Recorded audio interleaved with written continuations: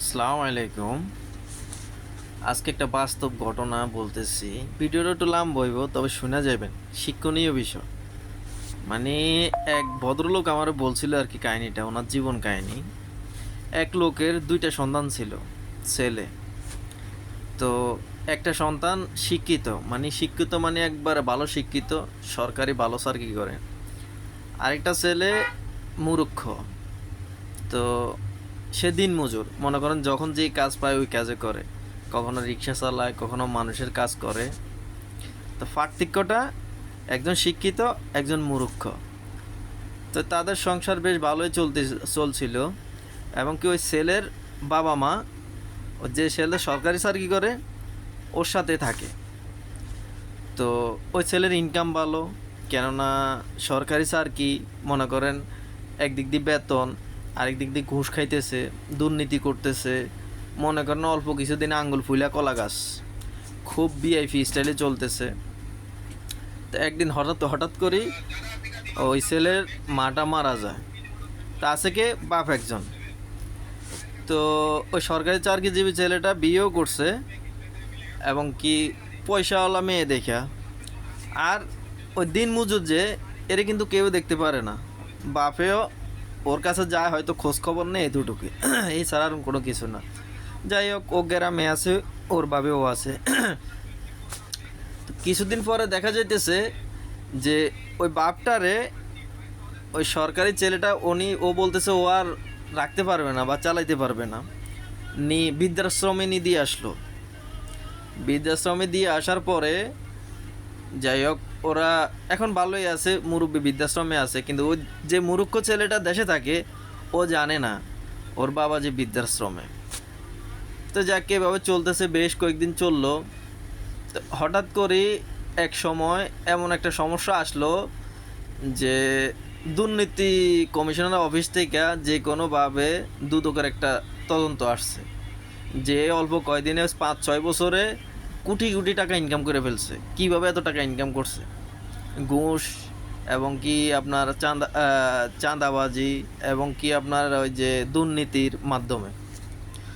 তো যাই হোক, দুদক এটা তদন্ত করলো। তদন্ত করার পরে এখন এত জেল হয়ে গেল, সম্পত্তি যা আছে সব বাজেয়াপ্ত হলো। এগুলা তো নিউজে চলে আসছে। ওই যে ভাইটা মূর্খ, ও দেশে থেকে নিউজ দেখছে টিভিতে, দেখে তাড়াতাড়ি ঢাকা আসলো। আসার পরে ভাইয়ের খবর নিল, ভাই তো জেলে। বাপের খবর নিল, বলতেছে যে বাপ তো বৃদ্ধাশ্রমে। তো ওই মূর্খ ছেলেটা বাপের কাছে যায়, বৃদ্ধাশ্রম থেকে বাপকে নিয়ে আসছে দেশে। নিয়ে আইসা বাপরে বলছে, তোমার বৃদ্ধাশ্রমে থাকতে হবে না, আমি মাঠে কাজ করব, রিক্সা চালাবো, আমি যা খাবো তুমি তা খাবা, খাই জীবনযাপন করবা যতদিন বাঁচো। তো মানে লোকটার এটা হইলো জীবন কাহিনী। তো এতে শিক্ষণীয় কি, যে দুনিয়াতে দুর্নীতি, চাঁদাবাজি, ঘুষ, এগুলা বেশিরভাগই শিক্ষিত লোকে করে, মূর্খ লোকে করে না। আপনি আজ পর্যন্ত দেখাইতে পারবেন কোনো একটা রিক্সাওয়ালা ঘুষ খাইতে, দুর্নীতি করতে? কোনো একটা দিন মজুর ঘুষ খাইতে, দুর্নীতি করতে? না। যত বড় লেভেলের শিক্ষিত, যত বড় লেভেলের চাকরি, তত বেশি দুর্নীতিবাজ। যত বড় লেভেলের চাকরি, যত বড় লেভেলের শিক্ষিত, তত বেশি ঘুষ বেশি খায়। আর বর্তমানে আমাদের সমাজে এদেরকে প্রাধান্য দেওয়া হয়। কোনো সামাজিক অনুষ্ঠানে গেলে তাদের সম্মান আলাদা। কেন? তারা ঘুষ খায়, কেন? তারা দুর্নীতিবাজি করে। আর একটা সাধারণ শ্রমিক যাবে, ওনার কোনো সম্মান নাই। কিন্তু আমার হিসাবে, যেটা নীতিগত, যে একটা দিন মজুর, তার পায়ে চুমু খাওয়া দরকার। কেন? সে ঘুষ খায় না, সে দুর্নীতি করে না। আর যে কলম চালায়, শিক্ষিত সরকারি চাকরিজীবী, এদেরকে মনে করো যেখানে পাও জুতা পিটা করো, এবং কি নিচের লেভেল যেখানে আছে ওইখানে বসাও। সবাই না, আমি সবাইকে বলতেছি না, সব সরকারি চাকরিজীবী না। শতকরা 90% সরকারি চাকরিজীবী ঘুষ খায়, দুর্নীতি করে। আর 10% ভালো, তাদেরকে স্যালুট জানায়। সবাই না, সবার কথা বলতেছি না, আবার সবাই মনে কষ্ট নেবেন না। শতকরা 90% সরকারি চাকরিজীবী বা শিক্ষিত লোক দুর্নীতিবাজ, ঘুষখোর। তো এখানে পার্থক্যটা এখানে যে মূর্খ আর শিক্ষিত। তো মানুষ মূর্খ মানুষকে দেখতে পারে না, দিন মজুরকে দেখতে পারে না, রিক্সা চালককে দেখতে পারে না, কিন্তু সমাজে আপনি চিন্তা করে দেখেন তারাই সৎ এবং কি তাদের পরিশ্রম এবং কি তাদের ইনকামও সৎ হালাল, হয়তো তারা কথা জানে না বা মিষ্টি কথা বলতে পারে না, তারা যা বলে ঠাস ঠুস বইলা দেয়, এটা মানুষ থেকে তিতা লাগে, খারাপ লাগে। আর শিক্ষিত লোকের মুখে মিষ্টি, অন্তরে বিষ, হাতে আছে কলম, এই কলম চালায় আপনাকে ফকির বানাইতে তাদের মাত্র 2 দিনের কাজ।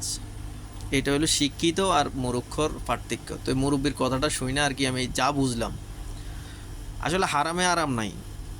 আপনি যত কামাইবেন একবার ধরা হইব, সব শেষ। তো এখন কি হইলো, যে মূর্খ ভাইটা ও আরামসে জীবনযাপন করতেছে দিন মজুরি কইরা বাপের সাথে নিয়ে। আর যে শিক্ষিত সরকারি চাকরিজীবী একসময় খুব অহংকার করতো, ঘুষ খাইতো, দুর্নীতিবাজি করতো, সে এখন জেলের ভিতরে। তো পার্থক্যটা কোথায়? তো শিক্ষিত আর মূর্খর পার্থক্য এখানে, মূর্খ মানুষ শতকরা 99% সৎ হয়, একটা হয় অসৎ, হয়তো চুরি ডাকাতি করে। আর শিক্ষিত মানুষ 99% হয় দুর্নীতিবাজ, ঘুষখোর, 10% হয় ভালো। পার্থক্য এখানে যে ওই মুরব্বীর কথাগুলো শুই না, মানে পার্থক্যটা এখানে পাইলাম যে শিক্ষিত আর মূর্খর মধ্যে। তবে মূর্খ মানুষের একটা জিনিস কি, হালাল উপার্জন করতে চেষ্টা করে এবং কি হালাল খাবার খেতে চেষ্টা করে। আর আমি একটা হাদিসে শুনছিলাম এসব লোকে বেহেশতবাসী বেশি। আর যারা শিক্ষিত, ঘুষখোর, দুর্নীতিবাজ, এদের কি হবে উপর আল্লাহ ভালো জানে। কেন আল্লাহ পাক বলছে, কারোর হক যদি মাইরা দেয় এটার ক্ষমা আল্লাহ পাক করবে না, হাসরের ময়দানে ওই ব্যক্তির কাছে যে ক্ষমা চাইতে হবে, হাদিসে শুনছি।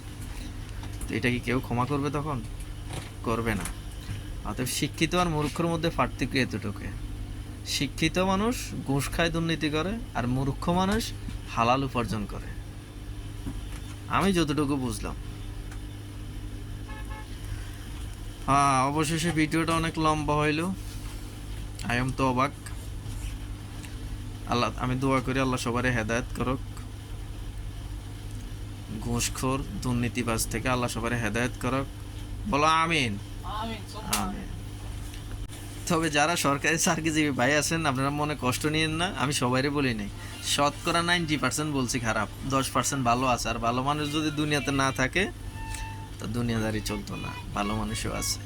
তবে ঘুষখোরের সংখ্যাই বেশি, ঘুষখোর দুর্নীতিবাজের সংখ্যাই বেশি।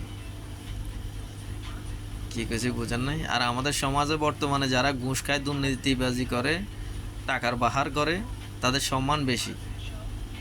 মসজিদে গেলে সামনের কাতারে, কোনো অনুষ্ঠানে গেলে সামনের টেবিলে, কিন্তু একবার চিন্তা করে না যে সে যে উপার্জনটা করছে, কেউ এই প্রশ্নটা করে না, তোমার উপার্জন করছো, টাকার পাহাড়টা করছো, এটা কি হারাম পথে না হালাল পথে?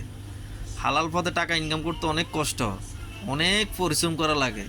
আর ওই টাকা আপনার 2-4 দিনে আপনার ফুইলা কলা গাছ হয়ে যায় না, আস্তে আস্তে আস্তে আস্তে অনেক লং প্রসেসিং, লং সময় সে পয়সাওয়ালা হইতে। আর হারাম পথের টাকা 2 দিনে দেখবেন আঙ্গুল ফুইলা কলা গাছ। তো এটা সাধারণ জ্ঞান, আপনি চিন্তা করলে দেখতে পারবেন যে লোকটা কি চাকরি করে, সে বেতন পায় কত, তার চাকরির বয়স কত, এত দিনে সে এত টাকা কই থেকে পাইছে। সাধারণ জ্ঞান। তার মানে সে দুর্নীতি করছে, ঘুষ খাইছে, দুর্নীতিবাজি করছে, বা তার অন্য ব্ল্যাক মানি, এগুলো সাধারণ জ্ঞান। আসলে এগুলো সাধারণ জ্ঞান। তা আমাদের এলাকায় মানুষ, আমাদের এলাকায় কি, আমাদের দেশে মানুষ বলতে সাহস পায় না যে দুর্নীতিবাজকে বর্তমানে দুর্নীতিবাজ বলতে সাহস করে না, ঘুষখোর বলতে সাহস করে না। এখনই সময় বলার, আমিও বাংলাদেশের নাগরিক, আপনাও বাংলাদেশের নাগরিক, সবাই সমান অধিকার। দুর্নীতিবাজ ঘুষখোরের জায়গা হবে না বাংলাদেশে, ইনশাআল্লাহ।